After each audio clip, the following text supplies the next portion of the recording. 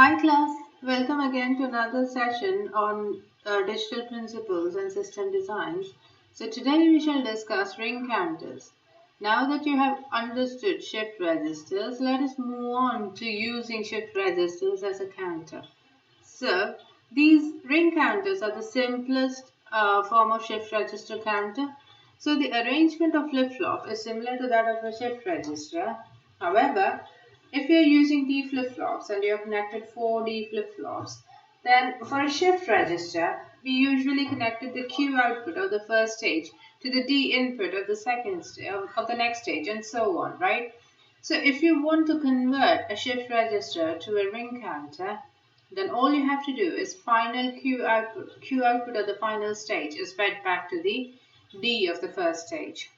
So if JK flip-flops are used, then the Q output of one stage is connected to the J, and the Q output of the last stage is connected to the first J, and the Q dash outputs are connected to K's of those JK flip-flops. Right? So let us see the circuit diagram. Right? So the first one, the top one, is that using D flip-flop.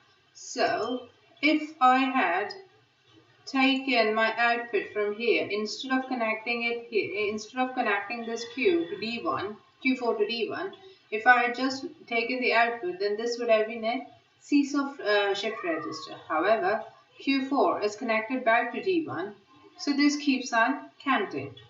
Similarly, this is the connection that you'd use for it if you want to construct a ring counter using JK flip-flop.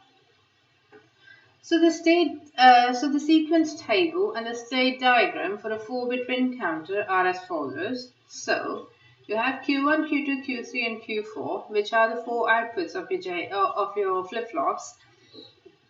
So initially Q1 is set, Q2, Q3, and Q4 are 0. So this is after the first clock pulse. Then after the second clock pulse, this 1 is shifted to Q2. And then Q3 becomes 1 after the third clock pulse, and Q4 becomes 1 after the fourth clock pulse. After the fifth clock pulse, again Q1 becomes 1. So it just keeps on counting cyclically.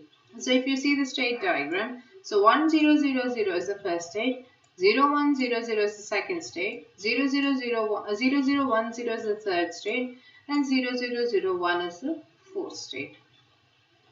So if I want to see the timing diagram of my ring counter, so I have the clock pulses, and these are negative edge trigger. That is, the circuit is changing states on the fallen edge. So the first Q1 after the first clock pulse, Q1 is 1, and then Q2 becomes 1 after the second clock pulse. After the third clock pulse, Q3 becomes 1, and Q4 becomes 1. So this keeps on repeating after cycle after cycle after cycle. So the main advantage, the number of distinct states in a ring counter is equal to the number of flip-flops used. So we've used 4 flip-flops, that's why we just have 4 distinct states. So if we end up with a circuit with 8 flip-flops, then we'll have 8 distinct states. So an n-bit ring counter can count only till n, right? It's a 4-bit flip-flop, then it can a 4-bit ring counter, then it can only count from 0 to 3. However, an n-bit ripple counter can count to 2 raised to n. So if it is a 4-bit ripple counter, then it can count 16 states. So that's a major disadvantage because ring counters are not economical when compared to ripple counters. However, ring counters, the basic ring counter does not require any decoding at all. You can just read the outputs directly based on whether the flip-flop is set or reset, right? It's a synchronous counter, and it does not require any external gates or flip-flops for operating, and that's why the counting is much faster when compared to ripple counter. So I hope you had a very fruitful session learning about ring counters with me. I shall see you again in another video where we shall discuss Johnson counter. Thank you very much.